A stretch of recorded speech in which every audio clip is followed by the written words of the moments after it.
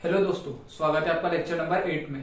Previous lecture में हमने electric field due to disc पढ़ लिए थे और उसी का यूज करके हमने निकाले थे electric field due to infinite sheet. ये लेक्चर की शुरुआत करेंगे हम electric field due to hollow hemisphere की वजह से। तो आप हेडिंग डालो, electric field due to hollow hemisphere.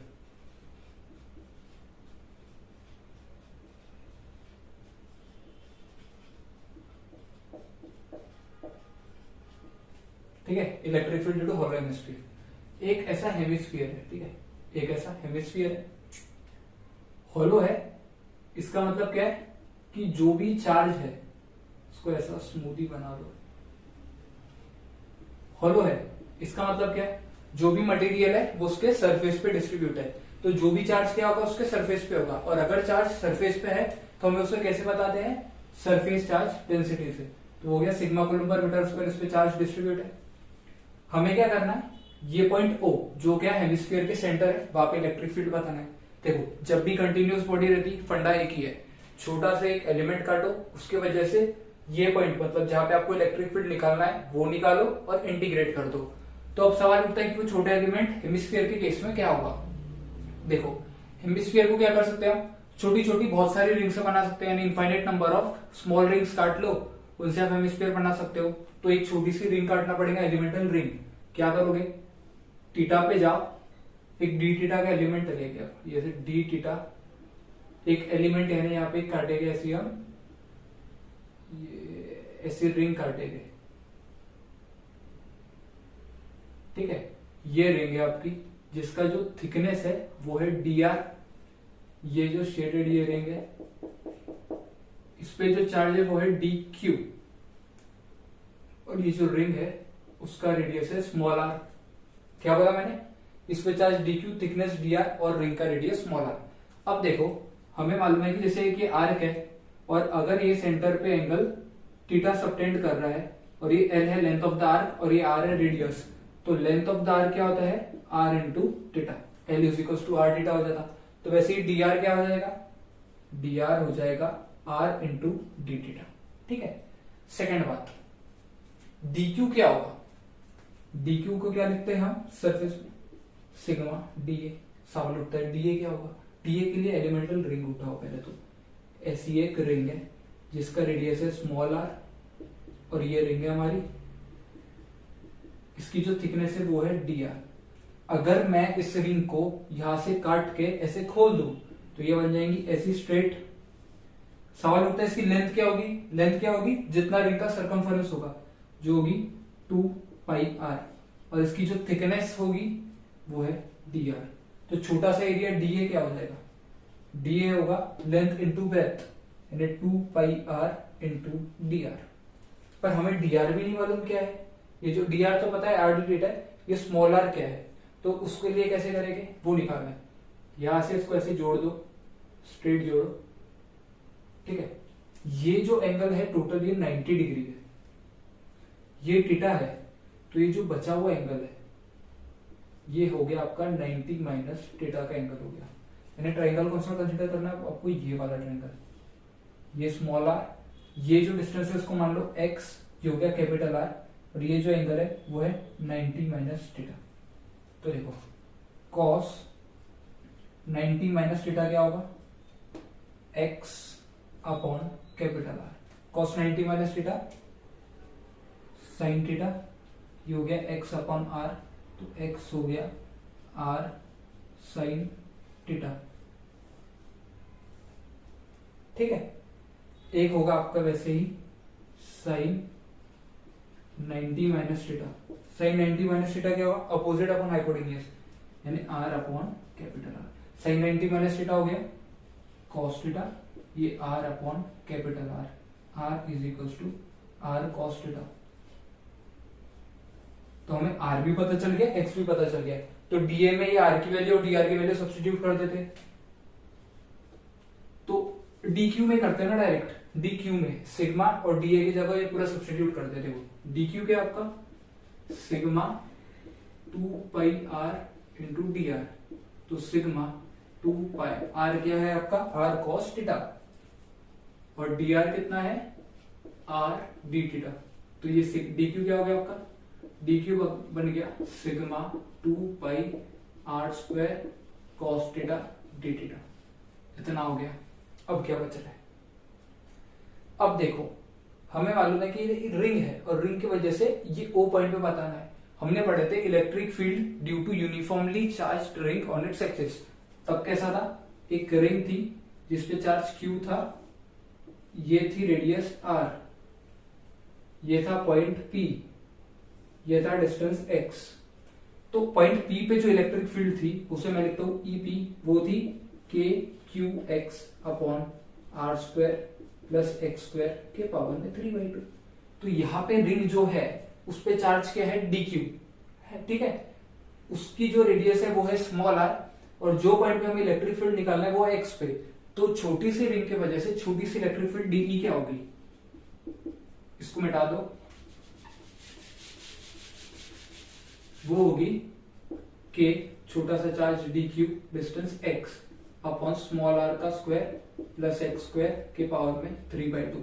अब सब वैल्यू सब्स्टिट्यूट करने का टाइम आ गया, तो देखो के है अपना 1/4 pi epsilon naught, d q कितना है sigma 2 pi r square cos theta D theta, और एक्स क्या है आपका are sine theta.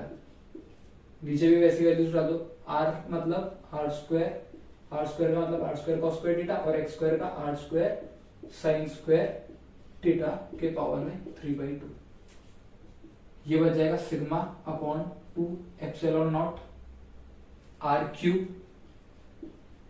Cos theta sine theta D theta.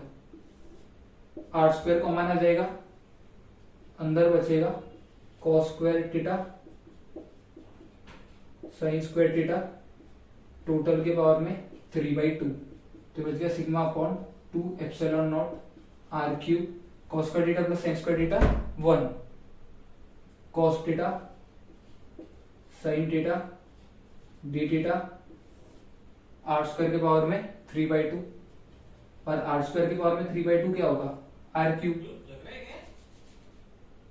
ये हो गया आर क्यूब। तो ये हो गया sigma upon 2 epsilon not cos theta sine theta D theta. अब ये क्या हो गई, छोटी सी इलेक्ट्रिक फील्ड डी। पूरी इलेक्ट्रिक फील्ड के लिए आपको क्या करना पड़ेगा, इंटीग्रेट करना पड़ेगा। तो देखो ये वाला क्वेश्चन मिटा दे, तो फिर अपन कंटिन्यू करते हैं।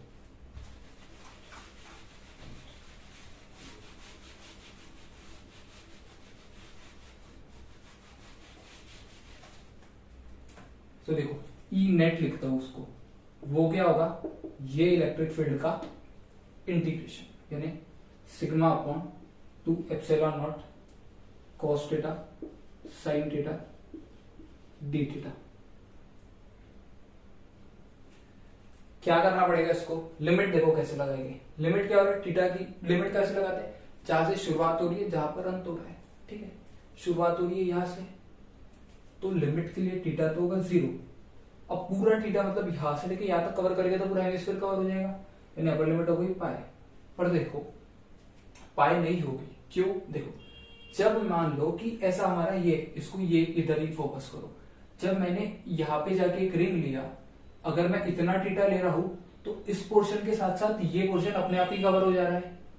इसका मतलब जब मैं ये एंगल पे एक रिंग लूंगा तो ये ऐसी रिंग बनेगी, ठीक है, ऐसी रिंग बनेगी। मतलब ये एंगल जब लिया तो इतने के साथ साथ ये वाला पोर्शन अपने आप कवर हो गया। जब मैं एक ऐसी रिंग ले रहा हूं तो पूरी ऐसी रिंग बनी, तो इसके साथ साथ ये पोर्शन अपने आप कवर हो गया। मतलब 0 से पाई नहीं जाते हुए अगर 0 से पाई/2 जाऊंगा तो ये पोर्शन पूरा कवर हो गया, इसके साथ साथ ये पूरा कवर हो गया। क्योंकि जब मैं एंगल ले रहा हूं तो एक रिंग बन रही है, रिंग कवर हुई है, मतलब इसके साथ साथ ये पोर्शन अपने आप कवर हो जा रहा है। तो 0 से लेके पाई/2, क्या कह रहा हूं मैं, इतना एंगल ले रहे हो तो जो रिंग बन रही है यहां से लेके यहां तक टोटल कवर कर ले रही है कि नहीं। तो इसलिए क्या हो रहा है कि आप जो लिमिट लगाओगे बोलोगे 0 से पाई/2 तक, जब 0 से पाई/2 लिमिट लोगे तो अपने आप पूरा हेमिस्फीयर कवर हो जाएगा। तो लिमिट हो गई, sigma upon 2 epsilon not constant है तो उसको कर दो बाहर, और 1/2 एडजस्ट करो, 2 sine theta cos theta D theta. 2 sine theta cos theta क्या होता है, वो होता है साइन 2 थीटा। तो ये हो गया देखो सिग्मा अपॉन 4 एप्सिलॉन नॉट 0 से π/2 sine 2 theta D theta. Sine 2 theta का integration cos 2 theta by 2, cos 2 theta by 2, limit हो गई 0 से π/2 और वो होता है माइनस cos 2 थीटा बाई 2। अगर माइनस है तो मैंने बोला lower limit minus upper limit put करते हैं। तो sigma upon 4 epsilon not cos 0 minus cos π/2 डालोगे तो हो जाएंगे माइनस ऑफ cos π अपॉन 2। ये बन जाएगा sigma upon 4 epsilon not 1 minus -1 divide by 2। तो ये हो गया सिग्मा अपॉन 4 एप्सिलॉन नॉट 2/2, यानी आपकी जो नेट इलेक्ट्रिक फील्ड आई हेमिस्फीयर के सेंटर पे वो आ रही है सिग्मा अपॉन 4 एप्सिलॉन नॉट, यानी electric field due to hemisphere at its centre, यानी electric field due to uniformly charge hemisphere. और या तो ऐसे बोल दो electric field at the centre of the uniformly charge hemisphere is sigma upon 4 epsilon naught. बस एक स्टैंडर्ड रिजल्ट है, याद रखना। प्रूफ याद इसलिए होना चाहिए, अगर जो सरफेस चार्ज डेंसिटी है वो अगर आपको आर का फंक्शन दे दे तब क्या करोगे, ठीक है। मतलब सिग्मा बोल दिया मैं 2r², 2 स्मॉल r², तो आपको इंटीग्रेट करते समय सिग्मा बाहर नहीं आएगा, सिग्मा अंदर रहेगा, है कि नहीं, क्योंकि जब वो आर का फंक्शन देगा तो अपने आप आर की जगह वो साइन स्क्वायर की कुछ टर्म आ जाएगी और फिर आपको इंटीग्रेशन करना पड़ेगा, तब इसके जगह कुछ अलग आंसर आएगा, इसलिए आपको प्रूफ याद रखना होता है। तो एक बार वीडियो पॉज करके नोट डाउन करो, फिर हम नया टॉपिक चालू करेंगे, इलेक्ट्रिक फील्ड लाइंस।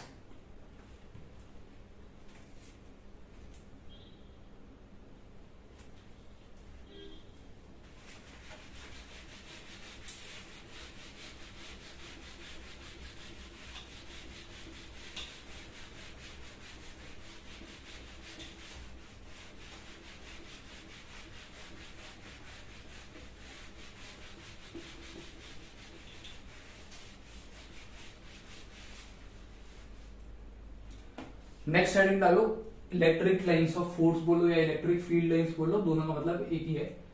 तो इसे लिख लेते अपन electric lines of force. Electric lines of force के जब हमने इलेक्ट्रिक फील्ड पढ़े थे तो हमने क्या देखे थे कि मैं एक सोर्स चार्ज रखता हूं, ठीक है, वो अपने आसपास एक रीजन में एक फील्ड जनरेट करता है, और अगर कोई दूसरा चार्ज वो फील्ड में आता है तो या तो अट्रैक्शन या तो रिपल्सिव फोर्स महसूस करता है।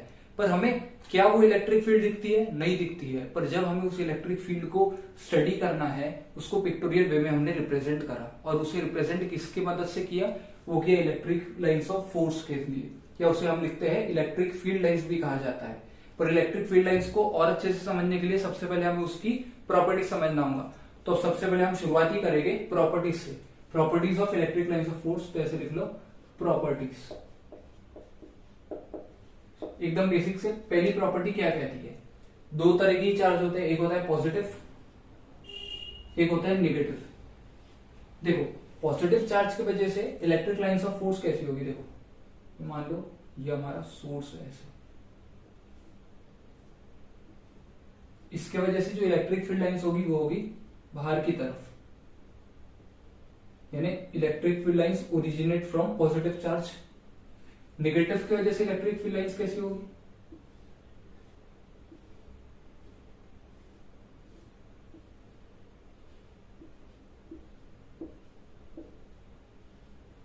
नेगेटिव की वजह से इलेक्ट्रिक फील्ड लाइंस क्या होगी? अंदर की तरफ।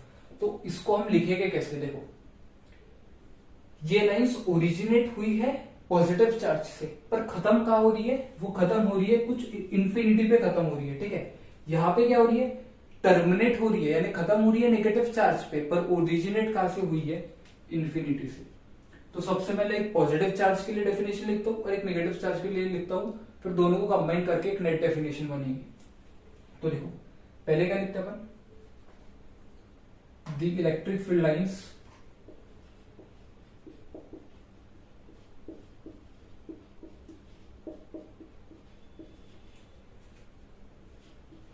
originate from positive charge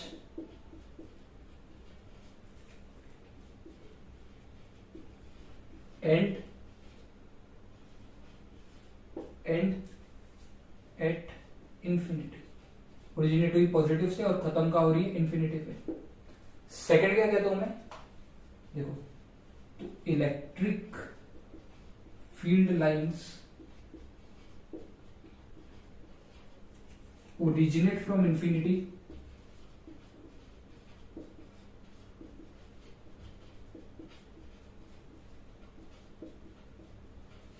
infinity से ओरिजिनेट हुई है and at negative charge.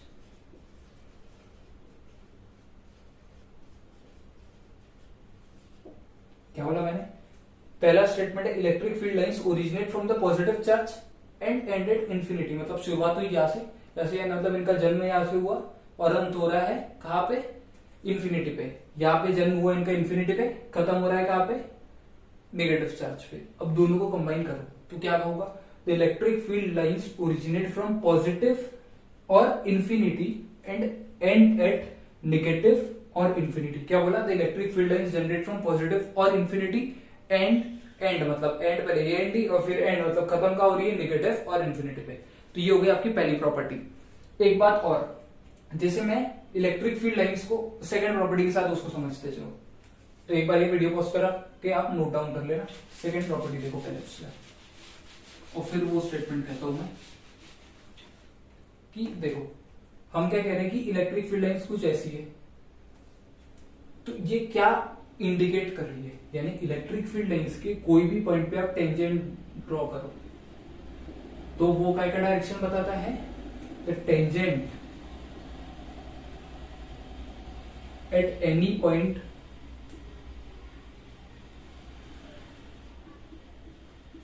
the tangent at any point on the electric field line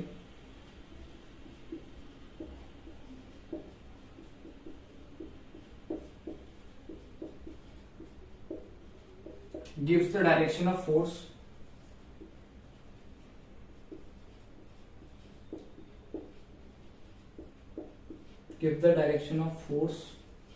on positive charge। ये इंपॉर्टेंट बात है,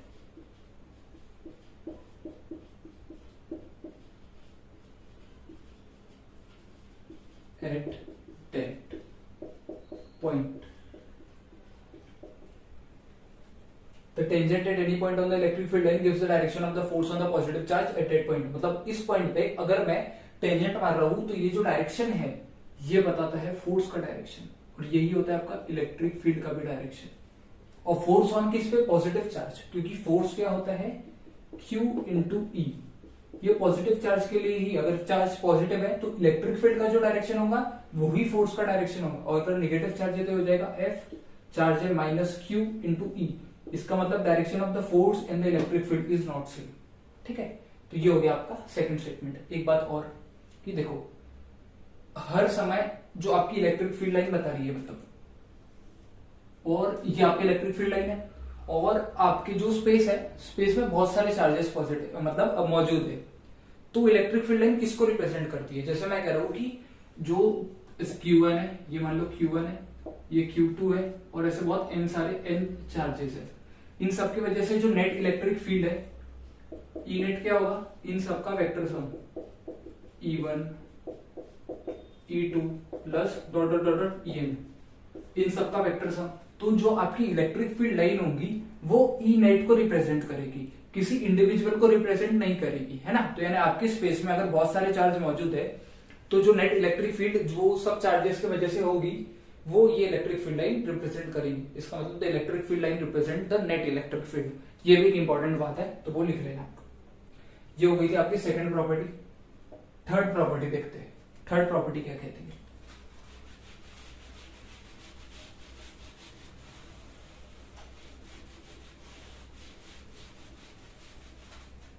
थर्ड प्रॉपर्टी क्या कह रही है, देखो दो इलेक्ट्रिक फील्ड लाइन है, एक ऐसी है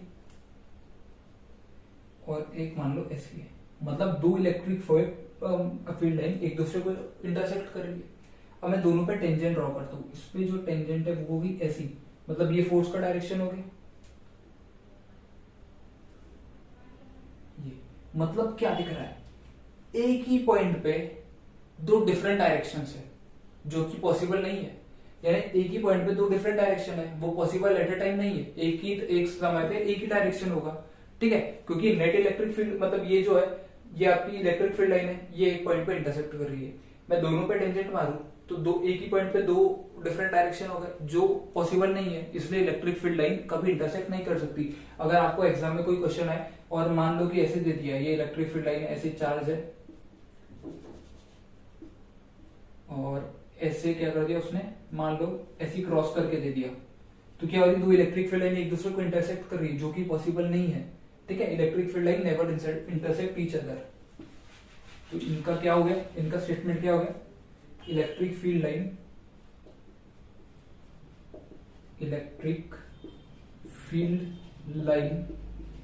नेवर इंटरसेक्ट ईच अदर। ये हो गई आपकी थर्ड प्रॉपर्टी। चौथी प्रॉपर्टी क्या कह रही है,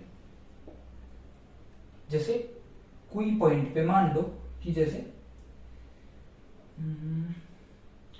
एक पॉइंट मान लो आपका P है, एक पॉइंट मान लो है Q, और इलेक्ट्रिक फील्ड की जो डेंसिटी है मतलब ये ऐसा है,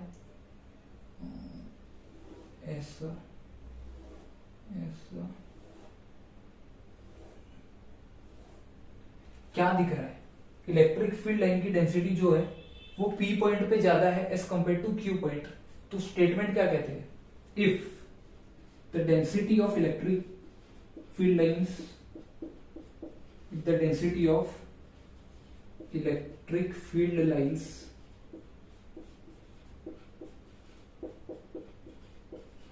is high, then magnitude of electric field intensity is high. Electric field intensity is high.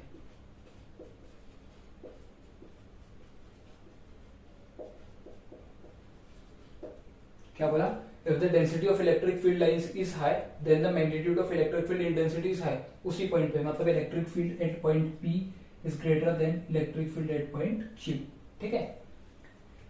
एक बात और, इसी को कंटिन्यू करते,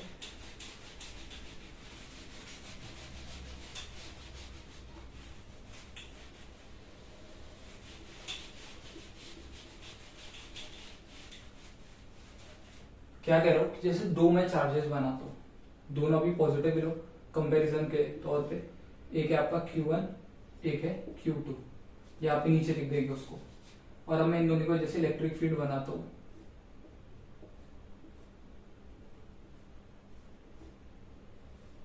बस ऐसे पूरी क्रॉस करना चाहिए एक मिनट, जैसे ये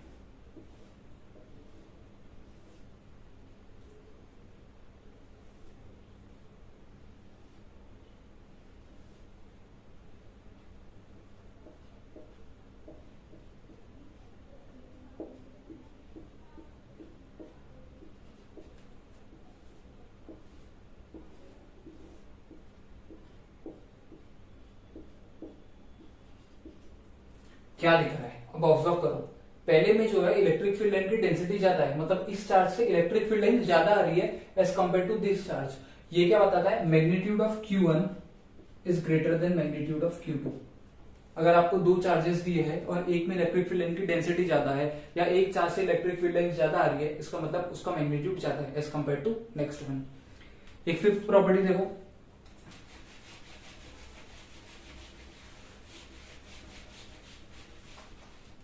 फिफ्थ प्रॉपर्टी क्या कह रही है, फिफ्थ प्रॉपर्टी क्या कह रही है कि क्या electric field line circular path में हो सकती है, मतलब इलेक्ट्रिक फील्ड लाइन सर्कुलर हो सकती है कि नहीं, ये हमसे पूछ रहा है। तो उसका जवाब है नहीं। और कारण क्या है, देखो हमने देखे कि जो इलेक्ट्रिक फील्ड लाइंस जनरेट किससे होती है, पॉजिटिव चार्ज से, और वो टर्मिनेट हो रही है, मतलब एंड किस पे हो रही है, नेगेटिव चार्ज पे।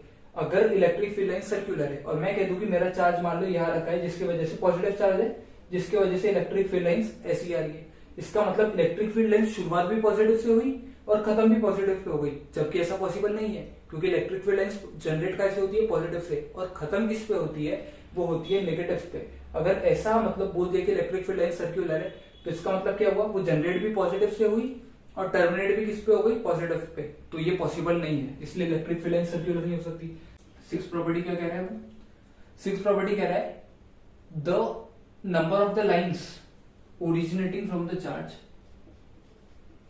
ऐसे लिख दो, नहीं तो the number of the lines, the number of field lines, field lines is directly proportional to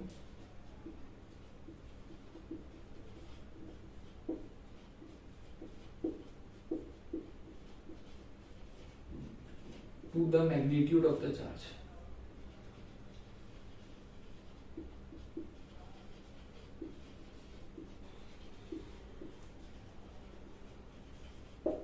मतलब the number of the field line is directly proportional to magnitude of the charge. इसका simple है कि मान लो 1 coulomb से अगर 10 line निकल रही है, 10 लाइन्स निकल रही है, तो 2 कूलम से कितने निकलना चाहिए, 20 लाइन्स, सिंपल। 3 कूलम से 30, 10 कूलम से 100, इस डायरेक्टली प्रोपोर्शनल बोल दिया ना, तो इसलिए वे होगा। अब सबसे इंपॉर्टेंट एक बात आ गई जो बहुत बार कंफ्यूजन रहती है, क्या क्या ये इलेक्ट्रिक फील्ड लाइंस, इसको मिटा दो पहले, थोड़ा उसको और ध्यान से पढ़ दे तो जरूर ये हो।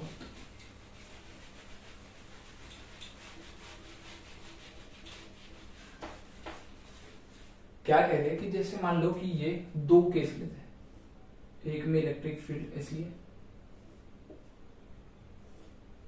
एक में इलेक्ट्रिक फील्ड है ऐसी। कोई मैं चार्ज, पॉजिटिव चार्ज को ले लूं और इसमें छोड़ देता हूं दोनों इलेक्ट्रिक फील्ड में, तो क्या ये इलेक्ट्रिक फील्ड लाइंस जो है वो उस पार्टिकल की, मतलब उस जो पार्टिकल है आपका पॉजिटिव चार्ज है, वो उसकी ट्रेजेक्टरी बता रही है। मतलब अगर मैं पॉजिटिव चार्ज को ऐसे इलेक्ट्रिक फील्ड में छोड़ दूं जो इससे मैं डिनोट कर रहा हूं, मतलब इससे मैं दिखा रहा हूं, तो क्या आपका जो पार्टिकल है वो इन ये लाइंस को फॉलो करेगा, ये लाइन उसकी ट्रेजेक्टरी बताएगी? तो उसका जवाब है नहीं, ऐसा हमेशा नहीं होगा। ऐसा किस केस में होगा, इस केस में होगा, इस केस में नहीं होगा। उसके पीछे भी कारण है, देखो क्या। इस केस में क्या है कि जो फोर्स का डायरेक्शन होता है वो इलेक्ट्रिक फील्ड लाइन को टेंजेंट ड्रॉ करके पता चलता है। तो यहाँ पे अगर आप टेंजेंट ड्रॉ करोगे तो सिंपल समझ रहा है कि फोर्स का डायरेक्शन हो गया ये, किस पे, पॉजिटिव चार्ज पे, मतलब क्यू पे जो हो गया फोर्स का डायरेक्शन हो गया ये, तो उसका एक्सेलरेशन भी ये डायरेक्शन में होगा। तो चार्ज क्या करेगा, इन इलेक्ट्रिक फील्ड लाइंस को फॉलो करेगा। इस केस में देखो, इस केस में जब चार्ज ये पॉइंट पे होगा तो उस समय फोर्स का डायरेक्शन क्या होगा, ये, तो उस समय उसका फोर्स का डायरेक्शन होगा ये, यही फोर्स का डायरेक्शन हुआ तो ये आपका एक्सेलरेशन का डायरेक्शन हो गया, ठीक है। तो इस समय मान लो कि मेरा पार्टिकल ऐसे चल दिया, जब वो इस पॉइंट पे पहुंचेगा, जब वो इस पॉइंट पे पहुंचेगा ऐसे, मतलब मेरे को पता नहीं ट्रेजेक्टरी क्या होगी। देखो इनिशियली इस पॉइंट पे क्या बोला मैंने, यहाँ पे टेंजेंट मारा तो फोर्स का डायरेक्शन ये, मतलब एक्सेलरेशन का डायरेक्शन भी ये, तो पार्टिकल कुछ ऐसे चल दिया। बाद में अगर इस पॉइंट पे पहुंचा तो इस पॉइंट पे टेंजेंट मारूंगा तो फोर्स का डायरेक्शन ये, मतलब एक्सेलरेशन का डायरेक्शन भी ये, मतलब एक्सेलरेशन का डायरेक्शन कंटिन्यूसली चेंज होते जा रहा है। तो हर, मतलब जो इसकी ट्रेजेक्टरी होगी पार्टिकल की, यहाँ पे बहुत ही कॉम्प्लिकेटेड होगी, वो मैं बता नहीं पा रहा हूँ कि यहाँ पे ट्रेजेक्टरी क्या होगी, पर इतना तो पक्का है कि वो इस इलेक्ट्रिक फील्ड लाइन को फॉलो नहीं करेगा। तो इन जनरल केस में हम क्या बोलेंगे कि electric field line does not shows, या तो डज नॉट, मतलब हिंदी में बोलूं तो इलेक्ट्रिक फील्ड लाइन आपके पार्टिकल की ट्रेजेक्टरी नहीं बताता है, ठीक है। इलेक्ट्रिक फील्ड लाइन पार्टिकल की ट्रेजेक्टरी नहीं बताता है। तो ये बहुत इंपॉर्टेंट पॉइंट था। तो ये हो गई हमारी पूरी प्रॉपर्टीज। अब करते हैं इसके ऊपर सवाल। तो एक बार वीडियो पॉज करके इसको नोट डाउन कर लो जल्दी से। सवाल करते हैं, शुरुआत करते हैं दो बहुत ही कॉमन एग्जांपल से, जो बहुत ही आसान थे, जो जेई में पूछे गए हैं, आईटी जेई में। एक पूछा था 2001 में 1 मार्क के लिए, और एक पूछा था 2010 में। तो हम पहले वो 2 सवाल से शुरुआत करते हैं। 2001 में जो सवाल था उसमें क्या बोले थे कि इक्विलेटरल ट्रायंगल है, ठीक है। एक इक्विलेटरल ट्रायंगल है, इक्विलेटरल ट्रायंगल के तीनों कॉर्नर पे पॉजिटिव चार्ज रखे इक्वल मैग्नीट्यूड के, तो सब Q Q Q, ये सब साइड L L L। उसने क्या बोला था, which of the following shows the electric field lines correctly. 4 option दे दिए थे और कौन सा इलेक्ट्रिक फील्ड लाइंस को बराबर रिप्रेजेंट कर रहा था। पहला ऑप्शन क्या था, देखो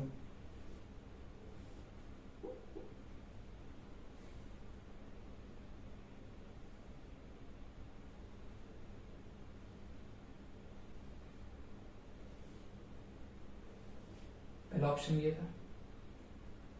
चलो यार एक एग्जांपल कर लो, फिर मैं 3 जनरल केस लेना था वो मैं भूल गया, तो पहले एग्जांपल कर लेते फिर वो 3 जनरल केस ले ले। बी ऑप्शन क्या है?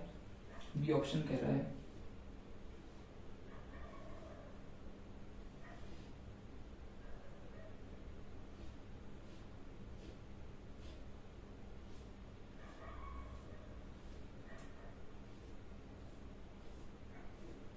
ये बी। सी ऑप्शन है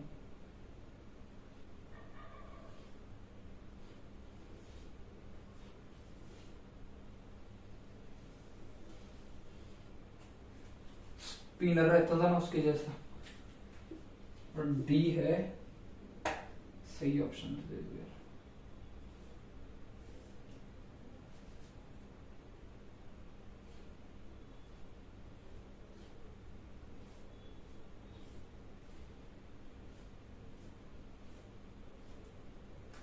तो कौन सा सही है इसमें से? तो देखो 2 ऑप्शन तो अपने आप एलिमिनेट हो जाएंगे। हमने पढ़ा था कि इलेक्ट्रिक फील्ड लाइंस कभी भी सर्कुलर नहीं हो सकती, सर्कुलर। दूसरी बात, इलेक्ट्रिक फील्ड तीनों चार्जेस पॉजिटिव है। सी ऑप्शन में क्या दिख रहा है? इलेक्ट्रिक फील्ड लाइन जनरेट हुई पॉजिटिव से और टर्मिनेट भी पॉजिटिव पे हो जा रही है। नहीं, इलेक्ट्रिक फील्ड लाइन जनरेट होती है पॉजिटिव से और टर्मिनेट होती है नेगेटिव पे। इसका मतलब ये भी गलत है। तो बच्चा कौन सा? डी। दिख रहा है बाहर की तरफ जा रही है, पॉजिटिव से जनरेट हो रही है, कहीं इंफिनिटी तक जा रही है। तो आंसर है डी। बहुत ही आसान सा सवाल था, पूछा था 2001 में मात्र 1 मार्क्स के लिए। हालांकि 1 मार्क्स बहुत जरूरी है क्योंकि रहेंगे तो उतर हो जाती है 1 मार्क्स पे। और इस सेकंड एग्जांपल के पहले 3 जनरल केस लेते हैं हम, उसमें इलेक्ट्रिक फील्ड लाइंस कैसी होगी वो देखते हैं।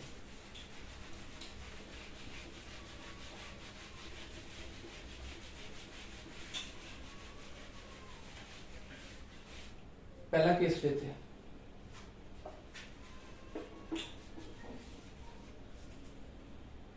पहले में क्या बोल रहे हैं कि इक्वल पॉजिटिव चार्ज है,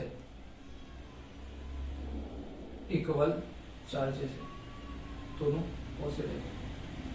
हमें इसकी इलेक्ट्रिक फील्ड लाइंस पता है, तो हमें मालूम है कि जो इलेक्ट्रिक फील्ड लाइंस है वो पॉजिटिव से जनरेट होती है। तो मतलब कुछ इस तरीके से होगी।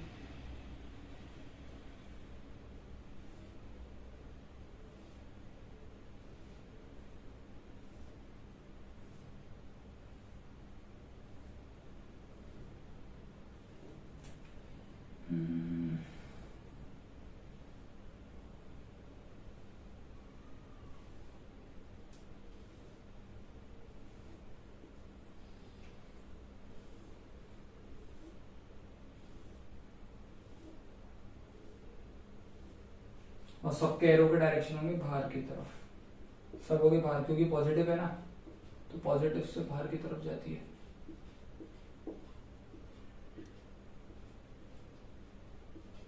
ये देखो यहाँ पे जो लाइन है ना ऐसी पैरेलल है, ये पैरेलल है क्योंकि ये है न्यूट्रल पॉइंट जहाँ पे इलेक्ट्रिक फील्ड 0 है।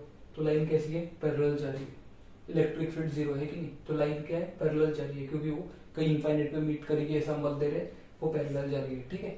और ये जो दोनों है, मतलब ये आपका Q1 है मान लो और ये है Q2, तो दोनों के मैग्नीट्यूड जो है वो है सेम। जो एक जनरल केस। सेकंड केस वो लेते हैं हम, इक्वल चार्जेस पर नेचर है दोनों के अपोजिट। इसे हम बहुत डिटेल में भी पढ़ने वाले हैं। इसे कहते हैं डाइपोल।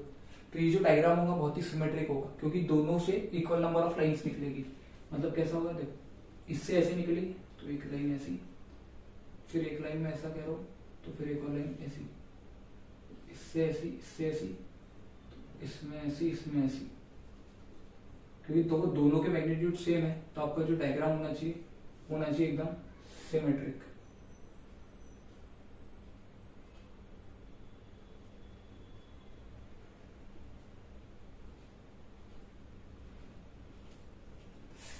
अरे यार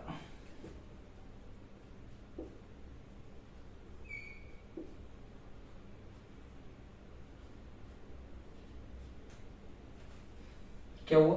ये डायपोल का केस है, जनरेट हुई पॉजिटिव से और टर्मिनेट होगी इस पे। ये मान लो Q1 है, ये भी है Q2, यहाँ पे भी क्या है? Q1 greater than Q2। तीसरा केस जो थोड़ा और अच्छा है,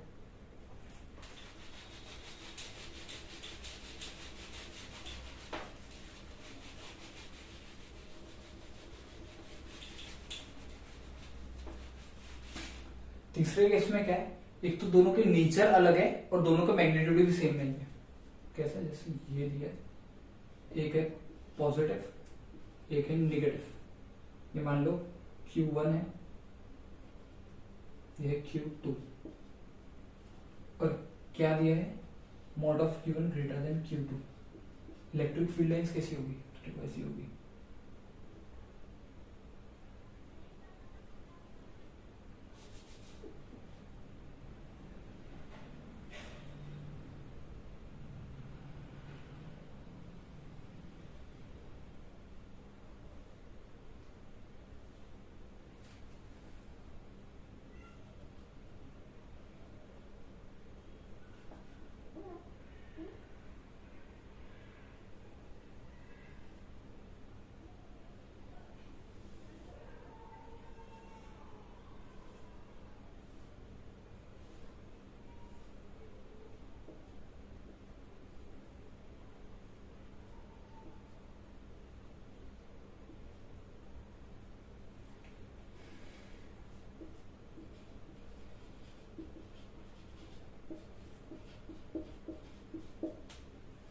ये न्यूट्रल पॉइंट है, Q1 Q2, ये सब हो गया। देखो इंपॉर्टेंट बात क्या है कि देखो न्यूट्रल पॉइंट इधर कैसा है, तो हमने पढ़े थे कि जब दोनों चार्जेस का नेचर अपोजिट हो और तो न्यूट्रल पॉइंट का मतलब किस तरफ होता है, उस तरफ जिसका मैग्नीट्यूड छोटा हो। यहाँ पे मैग्नीट्यूड किसका छोटा है, Q2, तो Q2 की तरफ न्यूट्रल पॉइंट होगा। दूसरी बात, अब देखो कि मान लो ये पॉइंट पे हम इलेक्ट्रिक फील्ड बताते हैं, क्यों सवाल उठता है इस तरफ झुकाव क्यों जाता है ना। सिमेट्रिक थी तो ऐसी थी, अगर अनसिमेट्रिक है तो Q2 की तरफ झुकाव क्यों जाता है। तो देखो हम इसको इस तरीके से समझते हैं, यह है Q1 है और ये Q2 है, झुकाव किस तरफ है, इस तरफ है। तो ये पॉइंट पे मान लो Q, मान लो इस पॉइंट पे मान लो इस तरफ से ऐसे झुकाव क्यों आ रहा है। तो देखो Q1 की वजह से इस पॉइंट पे इलेक्ट्रिक फील्ड होगी ये, Q2 की वजह से इलेक्ट्रिक फील्ड होगी ये, क्योंकि Q1 पॉजिटिव है तो उससे दूर और Q2 नेगेटिव है तो उससे दूर, ये E है और ये E डैश मान लो। अब देखो E जो है क्या बोल रहा हूं मैं, E जो है वो E डैश से बड़ा है कि नहीं, क्योंकि Q1 का मैग्नीट्यूड बड़ा है। तो इन दोनों का जो रिजल्टेंट होगा वो कुछ इस तरफ फ्लाई करेगा। अगर दोनों इक्वल होते तो वो इधर कहीं बीच में लाता, पर अगर इक्वल नहीं है तो उसका रिजल्टेंट क्या होगा, कुछ ऊपर की तरफ फ्लाई होगा, जिसकी वजह से जो नेट इलेक्ट्रिक फील्ड ये हो गई। और जो मैंने क्या बोला था कि इलेक्ट्रिक फील्ड जो होती है, इलेक्ट्रिक फील्ड लाइंस जो होती है वो किसको रिप्रेजेंट करती है, वो नेट इलेक्ट्रिक फील्ड को रिप्रेजेंट करती है। और यहाँ पे नेट इलेक्ट्रिक फील्ड का डायरेक्शन ये है इस तरफ, इसलिए ये जो है देखो इसको भी ऐसा होना चाहिए था, थोड़ा मान लो ऐसा, और वैसे इधर भी होना चाहिए था। एक मिनट,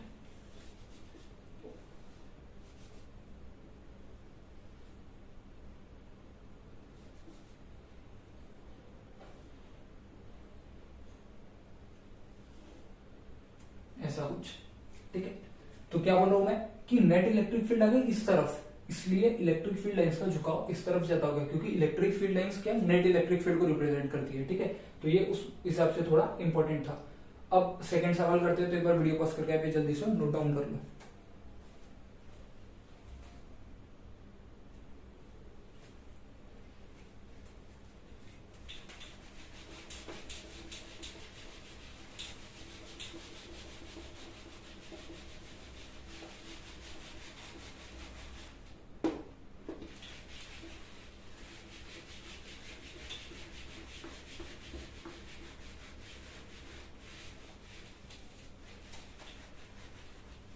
देखो ये था 2001 में, नहीं सॉरी 2010 में पूछा हुआ सवाल करता। कैसे दिए थे, दो चार्ज दिए थे, एक था Q1 एक था Q2। क्या दिया था देख, मैं एक बार सवाल अच्छे से देख लेता हूँ किस तरीके से उन्होंने बनाए थे।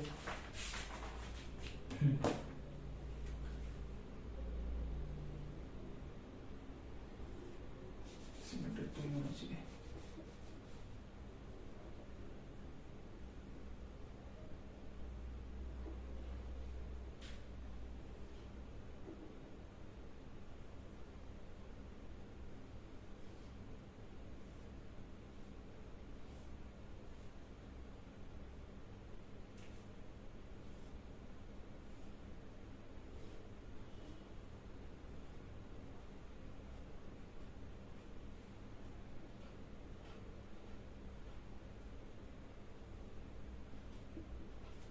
ऑप्शन दे, पहला दिया था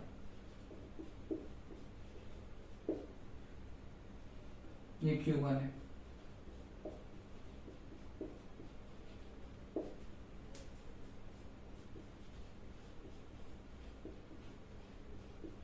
कैसा है? At finite distance to the left of, at finite distance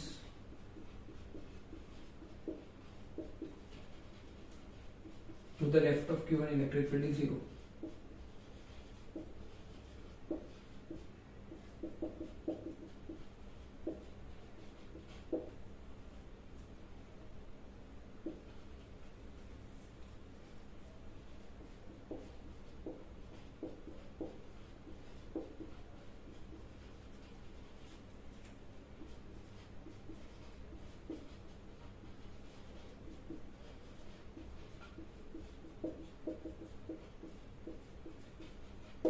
देखो बहुत ही सिंपल है, मैंने क्या बोला था, हमने सिक्स्थ प्रॉपर्टी नहीं फिफ्थ प्रॉपर्टी जब देख रहे थे तभी बोला था कि देखो जहां इलेक्ट्रिक फील्ड लाइंस की डेंसिटी ज्यादा है, फिफ्थ थी क्या,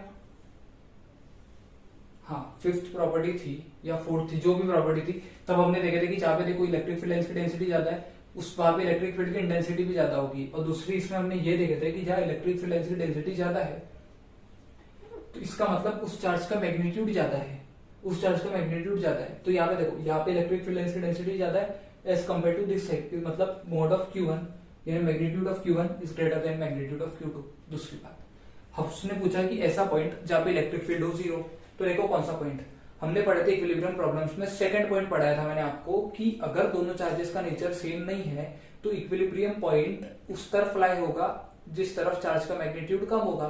तो दोनों चार्ज में मैग्नीट्यूड किसका कम है, Q2 का, तो इलेक्ट्रिक फील्ड यानी जहां पे इलेक्ट्रिक फील्ड 0 हो वो न्यूट्रल पॉइंट लाया होगा इस तरफ, यानी at finite distance to the right of Q2 electric field will be 0। तो ऑप्शन सही है डी। तो बहुत ही सिंपल है, ये पूछा था 2010 में, ठीक है। तो एक बार वीडियो पॉज करके जल्दी नोट डाउन करो। तो नेक्स्ट सवाल करते हैं, नेक्स्ट सवाल, हाँ ये वाला,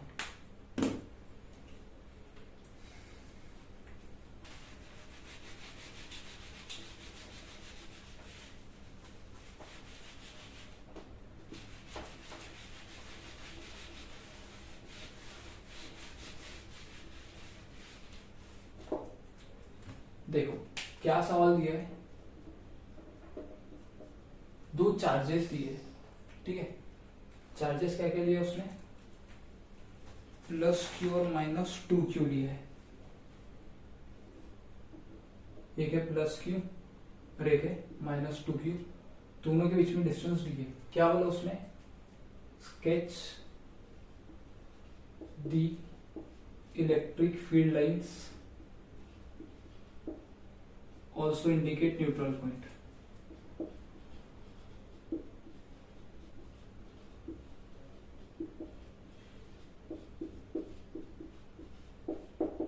sketch the electric field lines also indicate neutral point। तो सबसे पहले न्यूट्रल पॉइंट निकाल लेते हैं। न्यूट्रल पॉइंट मतलब वो पॉइंट जिसपे इलेक्ट्रिक फील्ड 0, इलेक्ट्रिक फील्ड 0 मतलब जिसपे फोर्स 0, क्योंकि फोर्स क्या होता है Q इंटू E। तो इसको कैसे सॉल्व करो, जैसे हमने इक्विलिब्रियम प्रॉब्लम्स के लिए सॉल्व किया था वैसे सॉल्व करते हैं कि हमें तीसरा चार्ज Q, मान लो कि तीसरा चार्ज कैपिटल Q कहाँ रखना है, जहां पे इलेक्ट्रिक फील्ड 0, या तो ऐसे लिख दो E net, net electric field 0 होना चाहिए, तो नेट इलेक्ट्रिक फील्ड लिख लेते हैं। देखो नेट इलेक्ट्रिक फील्ड क्या होगी, इसके वजह से के Q अपॉन, किस पॉइंट में मैं कहता हूँ कि नेट इलेक्ट्रिक फील्ड यहाँ पे, यहाँ से, इसको ऐसे मत करो जैसे इक्विलिब्रियम में पढ़े थे ना वैसे ही करते हैं, ये ऐसे क्या थोड़ा कंफ्यूज हो जाएंगे तो कोई मतलब नहीं है। मैं कहता हूँ कि देखो इसने बोला न्यूट्रल पॉइंट, न्यूट्रल पॉइंट मतलब जहाँ पे electric field 0, electric field 0, electric field 0 मतलब फोर्स क्या होता है Q into E, electric field 0 मतलब फोर्स भी 0। तो यानी इक्विलिब्रियम प्रॉब्लम्स में हमने बताए थे find the position of the third charge so that the whole system is in equilibrium. Total system equilibrium में होना चाहिए, मतलब तीनों चार्जेस पे नेट फोर्स होना चाहिए 0। तो हमने थर्ड चार्ज का पोजीशन बताना था जहाँ पे उस पे फोर्स 0, तो वैसे ही सॉल्व करते। मान लो थर्ड चार्ज कैपिटल Q ले लो जो यहां से x डिस्टेंस पे रखा है, क्या ये पॉसिबल है, नहीं, क्योंकि देखो दोनों का मैग्नीट्यूड जो है वो अलग अलग है, साथ ही साथ दोनों का नेचर भी अलग है, दोनों का नेचर भी अलग है, तो थर्ड चार्ज का लोकेशन होता है on the side of the charge with smaller magnitude, मतलब थर्ड चार्ज होगा वो इस तरफ होगा, कैपिटल क्यू होगा यहां से कुछ एक्स डिस्टेंस की दूरी पे। तो देखो एफ नेट किस पे जीरो करना है, कैपिटल क्यू पे, प्लस क्यू की वजह से इस क्यू पे एक फोर्स लगेगा इस डायरेक्शन में, जो कितना होगा के क्यू क्यू, डिस्टेंस है एक्स का स्क्वायर, माइनस टू क्यू उसको अट्रैक्ट करेगा, इस तरफ एक फोर्स लगेगा, दोनों फोर्स का डायरेक्शन अपोजिट, तो बीच में आएगा minus sign, K two Q Q upon upon क्या होगा डी प्लस एक्स स्क्वायर, और एफ नेट होना चाहिए जीरो।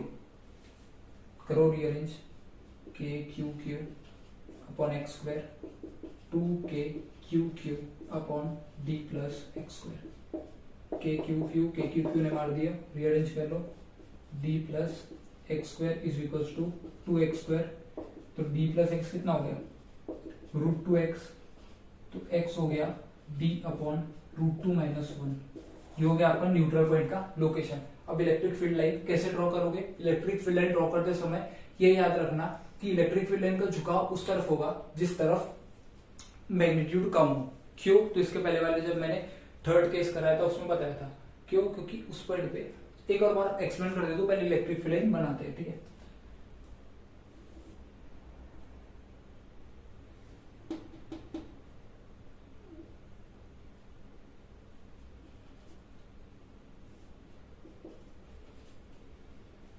अब देखो इलेक्ट्रिक फील्ड लाइन बनाते हैं।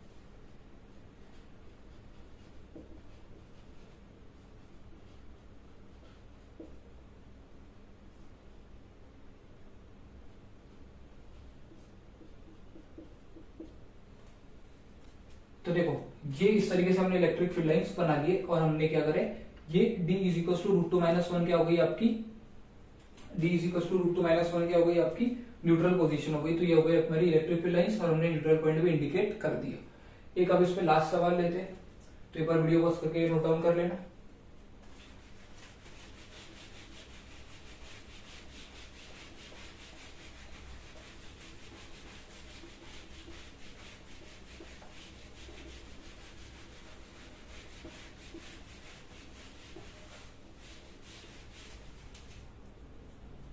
लास्ट सवाल क्या है कि आपको ऐसी एक इलेक्ट्रिक फील्ड लाइंस दी गई है और पूछा है कि क्या वो फिजिकली पॉसिबल है कि नहीं है।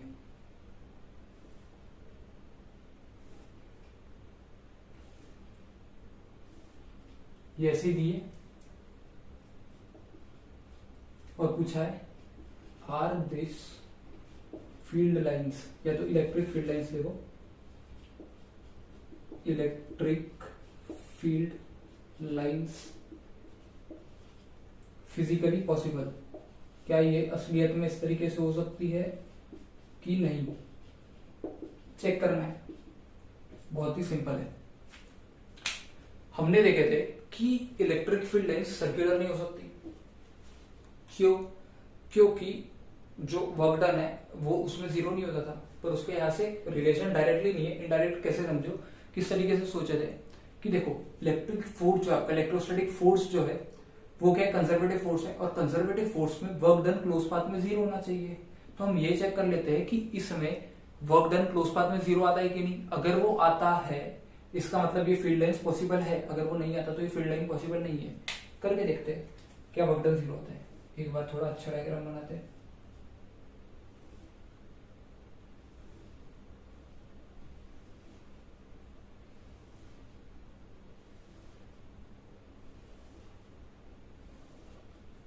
ये हो गई फील्ड लाइंस।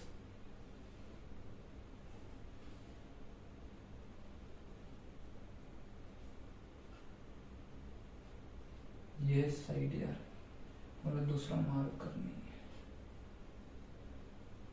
ये ए बी सी डी। मैं क्या करता हूँ, एक पॉजिटिव चार्ज को इसमें घुमाता हूँ और नेट वर्क डन निकालता हूँ। अगर नेट वर्क डन 0 आ गया इसका मतलब ये फील्ड लाइन पॉसिबल है, और नहीं आया तो ये फील्ड लाइन पॉसिबल नहीं है। करके देखते हैं। एक बात और, यहाँ पे जो इलेक्ट्रिक फील्ड लाइन्स है इस पॉइंट पे लिख दो अपन E1, इस पॉइंट पे इलेक्ट्रिक फील्ड लिख दो E2, और साफ दिख रहा है कि इस पॉइंट पे अगर इलेक्ट्रिक फील्ड लाइन्स की डेंसिटी ज्यादा है मतलब E2 का मैग्नीट्यूड ज्यादा है एज कम्पेयर टू E1, यानी ऐसे लिख दो E2 ग्रेटर देन E1। अब सबसे पहले लिखो पहला पाथ, जो पार्टिकल ट्रेवर्स करेगा वो होगा AB में देखो, AB में जो फोर्स है वो लगेगा कैसे, इस तरफ। पॉजिटिव चार्ज है तो फोर्स क्या होगा, इलेक्ट्रिक फील्ड की तरफ, जो हो जाएगा Q इंटू कुछ इलेक्ट्रिक फील्ड मान लो उस जगह कुछ भी आर्बिट्री इलेक्ट्रिक फील्ड है E, और जो आपका डिस्प्लेसमेंट होगा वो इस तरफ होगा, तो ये आपका डिस्प्लेसमेंट का डायरेक्शन हो गया, और ये हो गया आपका फोर्स का डायरेक्शन। फोर्स और डिस्प्लेसमेंट में जो एंगल है वो गया 90 डिग्री। तो वर्क डन जो होता है वो होता है F डॉट एस, मतलब mod of S cos theta. Theta is the angle between force and displacement. अगर थीटा 90 डिग्री है तो जैसे ही मैं यहाँ पे 90 डिग्री रखूंगा तो वर्क डन क्या हो गया, 0 हो गया। इसका मतलब अगर फोर्स और डिस्प्लेसमेंट एक दूसरे को परपेंडिकुलर है तो उस केस में वर्क डन 0 होता है। ये डायरेक्टली भी पता होता है और हमने देख भी लिया क्यों होता है। सेकंड पाथ होगा BC, पाथ है BC में देखो क्या है, ऐसे देखो, ये हो गया आपका फोर्स का डायरेक्शन, और पार्टिकल भी ऐसे ही चल रहा है। फोर्स का डायरेक्शन ऐसा क्यों, क्योंकि इलेक्ट्रिक फील्ड इस तरफ, तो फोर्स वही हो गया पॉजिटिव चार्ज पे। एक बात, मैं पॉजिटिव चार्ज को यहाँ पे घुमा रहा हूँ, निगेटिव को नहीं, निगेटिव में इसका ठीक रिवर्स केस हो जाएगा। तो पॉजिटिव चार्ज में फोर्स इस तरफ और जो आपका डिस्प्लेसमेंट है वो भी इस तरफ, मतलब डिस्प्लेसमेंट का डायरेक्शन भी ये हो गया ऐसे। तो वर्क डन क्या हो गया, ऐसे लिखो direct mode of S cos theta. दोनों के बीच में एंगल कितना है, 0, तो F इंटू एस। फोर्स कितना है, Q, इलेक्ट्रिक फील्ड है E1, और मान लो ये स्क्वायर है और साइड A है तो डिस्प्लेसमेंट हो गया A, तो Q E1 इंटू A। इस पाथ के लिए वर्क डन हो गया पाथ BC में। पाथ CD में क्या होगा, पाथ CD में जो होगा देखो, फोर्स लग रहा है इस तरफ QE, और डिस्प्लेसमेंट है कुछ आर्बिट्री इलेक्ट्रिक फील्ड इस पॉइंट पे, जो कि रेगुलरली चेंज भी हो रही है ना। जैसे पार्टिकल इधर जाएगा तो इलेक्ट्रिक फील्ड रेगुलरली चेंज हो रही है। तो एक मैं कुछ आर्बिट्री इलेक्ट्रिक फील्ड मान लू, इन सब का जो रिजल्टेंट होगा जो होगा E डैश मान लो, और डिस्प्लेसमेंट हो गया आपका नीचे की तरफ। फोर्स और डिस्प्लेसमेंट एक दूसरे को आ रहा है पॉजिटिव, ये फोर्स है और ये आपका डिस्प्लेसमेंट जो एक दूसरे को आ रहा है परपेंडिकुलर है। इसका मतलब वर्क डन क्या होगा, यहाँ पे भी 0 हो गया। लाइक आखिरी पाथ बची, पाथ CD हो गया, पाथ बची DA, DA में देखो, DA में पार्टिकल इस तरफ जा रहा है, मतलब ये डिस्प्लेसमेंट का डायरेक्शन, पर इलेक्ट्रिक फील्ड ये तरफ, तो ये हो गया आपका फोर्स का डायरेक्शन। वर्क डन क्या होता है, mode of S cos theta. दोनों में एंगल कितना है, 180 डिग्री। तो ये कैसे मिलेगा, ऐसे बता दो, 180 डिग्री, तो मोड ऑफ एस कॉस 180, तो ये हो गया माइनस एफ एस हो गया। एस कितना है, A, और फोर्स कितना है, -Q into E into A, और यहाँ पे इलेक्ट्रिक फील्ड कितनी है, E2, तो -Q into E into E2। Net work done क्या होगा, वर्क डन नेट वो कितना हो गया, 0 plus Q E1A plus 0 plus Q E2A, तो ये हो गया Q E1A minus Q E2A। Work done 0 कब होगा, जब E1 is equal to E2 हो जाएगा, पर हम देख रहे हैं कि E2 ग्रेटर देन E1 है, तो सिंपल दिख रहा है कि वर्क डन नेट 0 नहीं हो रहा है, वर्क डन नेट 0 नहीं हो रहा है। जबकि इलेक्ट्रोस्टैटिक फोर्स के केस में, क्योंकि वो कंजर्वेटिव है, तो वर्क डन उस केस में 0 होना चाहिए, जो कि नहीं हो रहा है। इसका मतलब इस तरीके से आप इलेक्ट्रिक फील्ड लाइंस को रिप्रेजेंट नहीं कर सकते, इस तरीके से आप इलेक्ट्रिक फील्ड लाइंस को रिप्रेजेंट नहीं कर सकते, मतलब ये electric field lines physically possible नहीं है। तो ये हो गया हमारा इलेक्ट्रिक फील्ड लाइंस में 4 क्वेश्चन कर लिए। पर इलेक्ट्रिक फील्ड लाइंस यही खत्म नहीं होती है, देखो ये तो हमने पढ़ लिए, पर एक बहुत ही इंपॉर्टेंट टॉपिक है, वो है कांस्टेंट इलेक्ट्रिक फील्ड का। तो हम ये एक बार वीडियो पॉज करो, फिर वो शुरू करते हैं। वीडियो पॉज करके नोट डाउन कर लेना।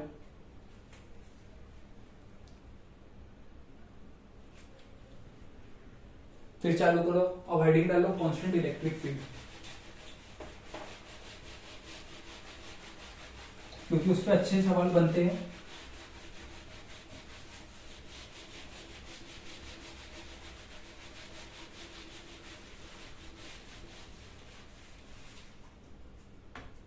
क्या है ये भी बताता हूं। कांस्टेंट इलेक्ट्रिक फील्ड, जैसे कांस्टेंट इलेक्ट्रिक फील्ड लाइन को कैसे रिप्रेजेंट करोगे, उसको इलेक्ट्रिक फील्ड लाइन से ऐसे रिप्रेजेंट करोगे। लाइन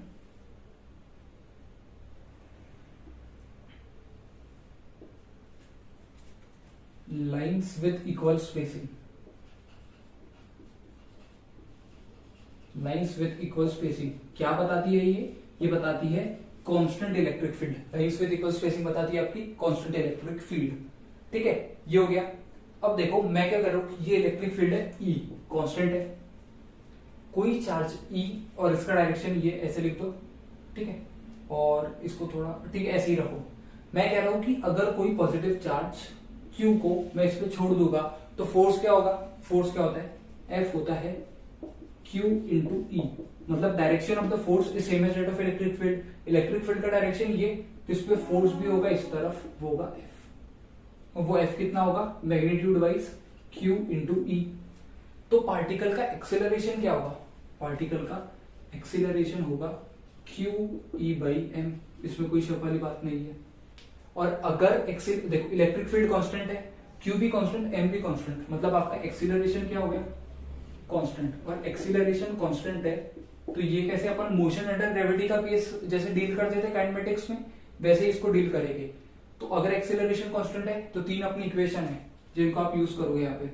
पहली है v is equal to u plus at, second use करोगे s is equal to u t plus half a t square, और तीसरी जो इक्वेशन यूज करोगे वो है v square is equal to u square plus 2as। ये तीन equation अपने को यूज करना है। एक और बार थोड़ा सा वापस रिवीजन करा देता हूं। मैंने कहा constant electric field, constant electric field को किस तरीके से रिप्रेजेंट करोगे? Lines with equal spacing. ये लाइंस है, यहाँ पे इक्वल स्पेसिंग नहीं दिख रही है, पर मान लो कि ये इक्वल स्पेसिंग है तो ये कांस्टेंट इलेक्ट्रिक फील्ड है। ठीक है, क्योंकि वेरिएबल स्पेसिंग है तो वो फिजिकली पॉसिबल ही नहीं है बोले। अगर वेरिएबल स्पेसिंग है, क्यों नहीं है? तो इसके पहले वाले एग्जांपल देखे हमने। अब ये इलेक्ट्रिक फील्ड है जिसका डायरेक्शन है राइट हैंड साइड में। अगर मैं कोई पॉजिटिव चार्ज को छोड़ू तो direction of the force is same as rate of, ये तो अपन ऐसे लिखते थे, the direction of the electric field is same as rate of the force on the positive charge. तो देखो पॉजिटिव चार्ज पे फोर्स का होगा Q इंटू ई, तो इलेक्ट्रिक फील्ड का जो डायरेक्शन वही फोर्स का डायरेक्शन, तो इस तरफ हो गया। फोर्स का मैग्नीट्यूड हो गया Q इंटू ई। एक्सेलरेशन क्या हो जाएगा? Q E by M.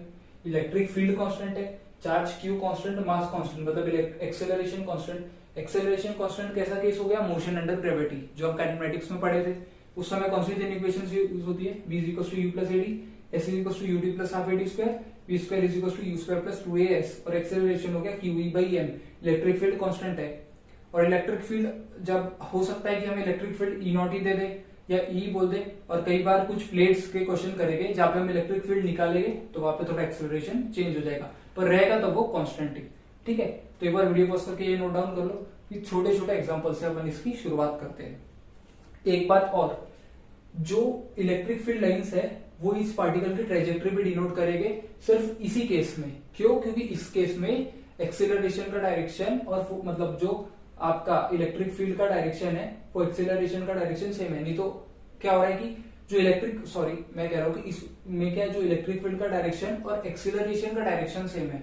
अगर कर्व्ड में हमने देखे थे तो एक्सेलरेशन और इलेक्ट्रिक फील्ड का डायरेक्शन, इलेक्ट्रिक फील्ड लाइंस का डायरेक्शन सेम नहीं होता, तो ट्रेजेक्टरी को भी ये डिनोट करेंगे। तो ये फटाफट कर लो, शुरुआत करते हैं फिर छोटे छोटे क्वेश्चन से।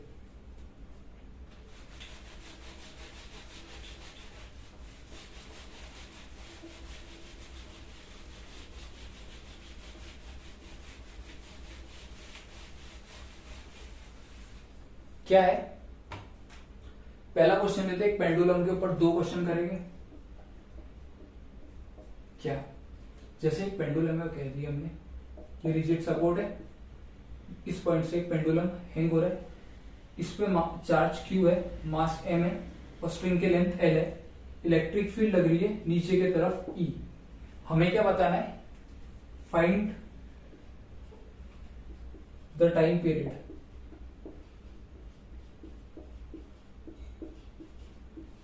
Of pendulum.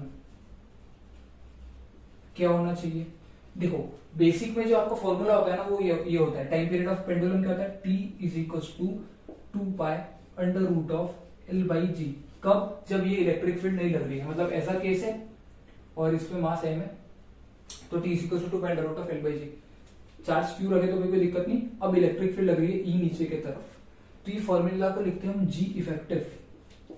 इसको थोड़ा और अच्छे से अपन डील करें तो ये G इफेक्टिव की जगह क्या लिखना आपने, बहुत सारी किताबों में ऐसा दिया रहता है, जब आपने एसएचएम पढ़े होंगे तो उन्होंने जब आप पढ़ाते हैं कि ये जो टाइम पीरियड ऑफ जो सिंपल पेंडुलम का होता है वो होता है T is equal to under root of L by G, और वो जो होता है ना G, उसको क्या लिखते हैं, टेंशन एट इक्विलिब्रियम, ऐसे लिखते हैं वो लोग बहुत किताबों में। एक किताब मैं ही बता दूं, बहुत सारी किताबों में मिलेगा आपको, tension at equilibrium upon mass. क्या, tension at equilibrium upon mass. इस केस में देखो टेंशन क्या होगा, फ्री बॉडी डायग्राम बनाते, ये देखो टेंशन तो लग रहा है ऊपर की तरफ T, नीचे की तरफ लग रहा है वेट mg, साथ ही साथ एक एक्सेलरेशन E के वजह से क्या होगा, फोर्स हो जाएगा QE, तो और एक्सेलरेशन क्या होगा QE बाई m, तो हो जाएगा mg plus QE by m। Acceleration एक फोर्स लगेगा QE लगेगा नीचे की तरफ, तो देखो टेंशन क्या हो गया इक्विलिब्रियम में, वो हो गया mg प्लस QE, तो आपका जो G इफेक्टिव हो गया वो क्या होगा, टेंशन एट इक्विलिब्रियम अपॉन मास, मतलब mg plus QE by m, ये हो गया G plus QE by m। तो टाइम पीरियड क्या हो गया इस केस में, वो हो गया T is equal to 2 under root of L upon G plus QE by m।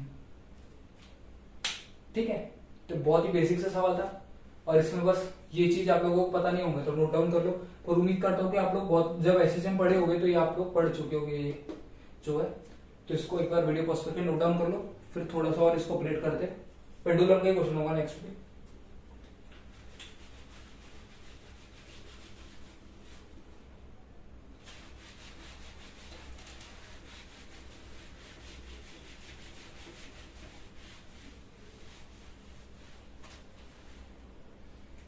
देखो कैसा है,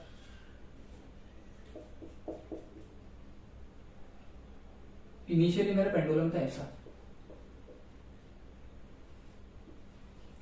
इसमें चार्ज Q है, मास है, अभी इक्विलिब्रियम में है। जब मैंने इलेक्ट्रिक फील्ड E ऐसी लगाई तो ये कैसा हो जाएगा, इक्विलिब्रियम पोजीशन अब चेंज हो जाएगी इसकी,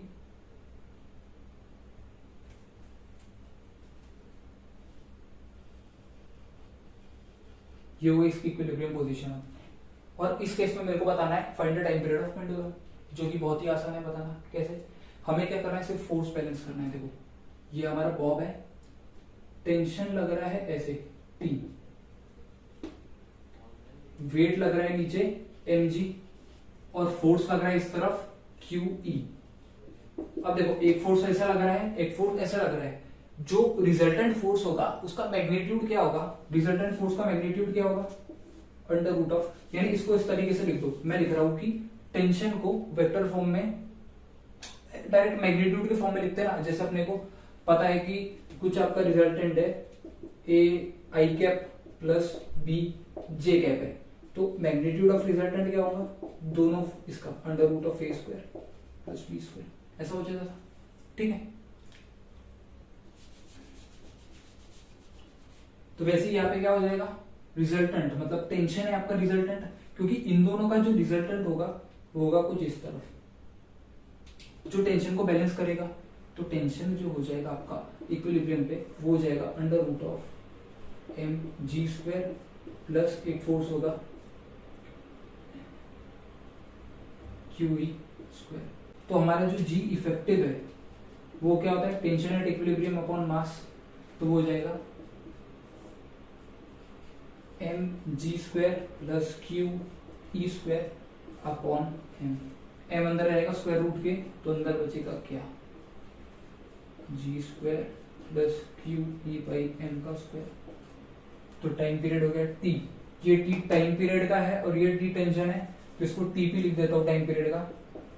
2 pi under root of length of pendulum है एल, तो एल अपॉन जी इफेक्टिव जो है under root of g square plus Q E by M का होल स्क्वायर, जो कि बहुत ही सिंपल था। ठीक है, तो ये होगा पेंडुलम पे 2 सवाल। थोड़ा सा और अपग्रेड करते हैं, तो वीडियो पॉज करके जल्दी से नोट डाउन करो।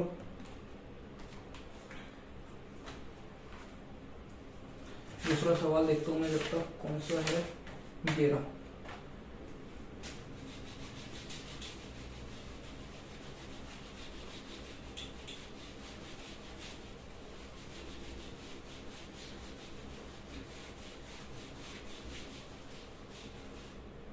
देखो सवाल क्या दिया है, ध्यान से सुनना, मैं पूरा राइटिंग में नहीं लिखा रहा, पर ध्यान से सुनना। एक दिया है ऐसा, एक दिया है ऐसा, एक में प्लस प्लस प्लस,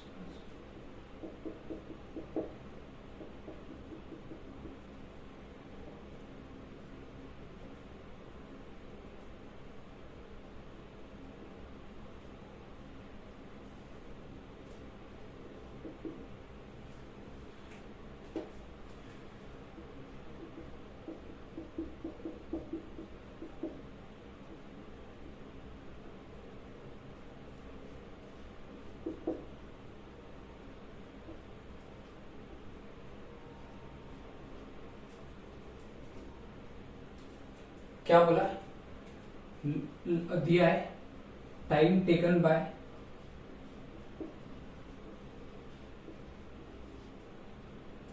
इसको ऐसा प्लस क्यू की जगह लिखो प्लस ई और इसको लिखो माइनस ई।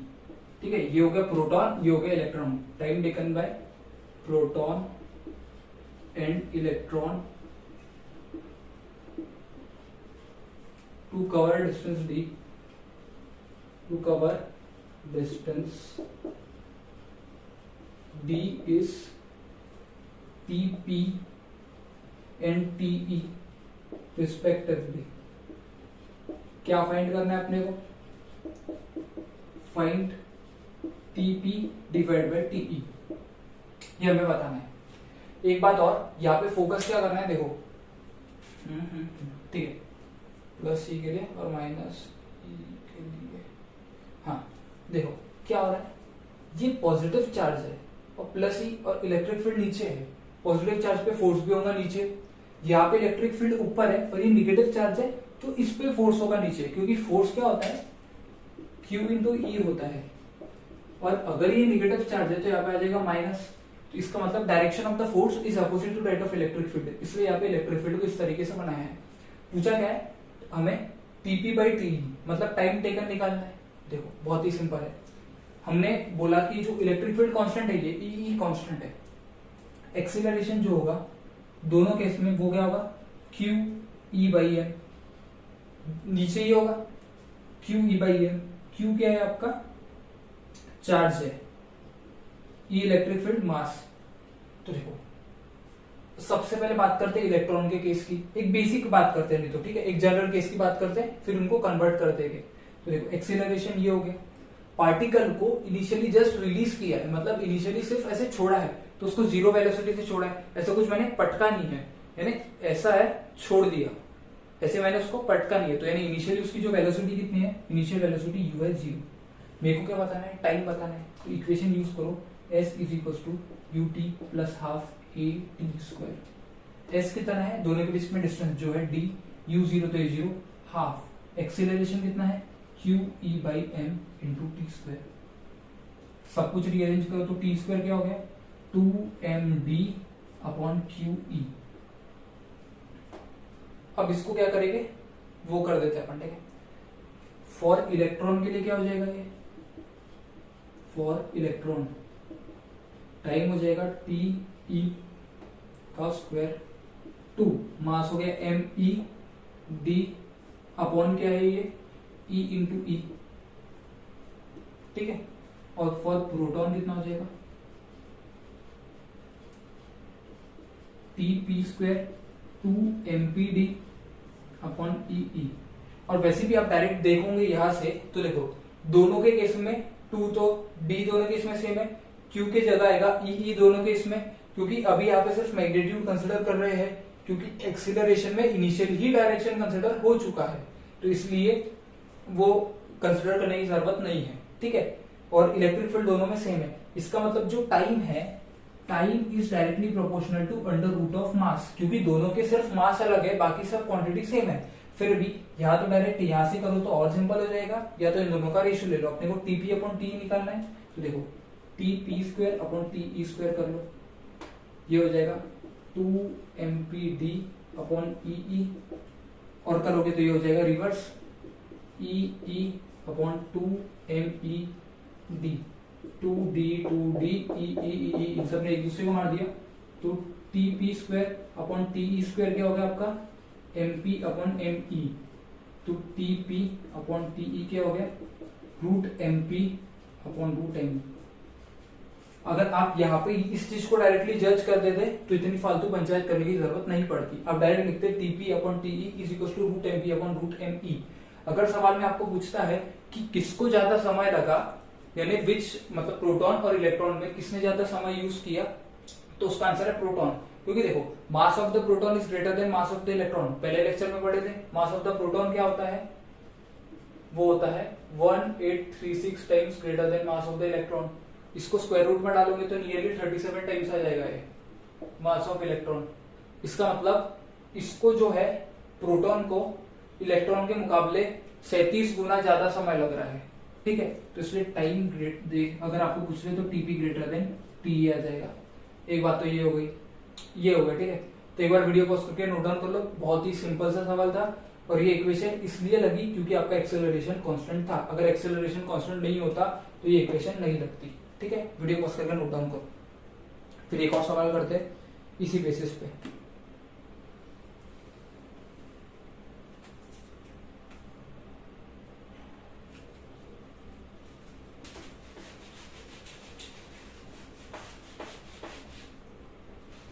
आज के लेक्चर के लिए इतना ही हो गया।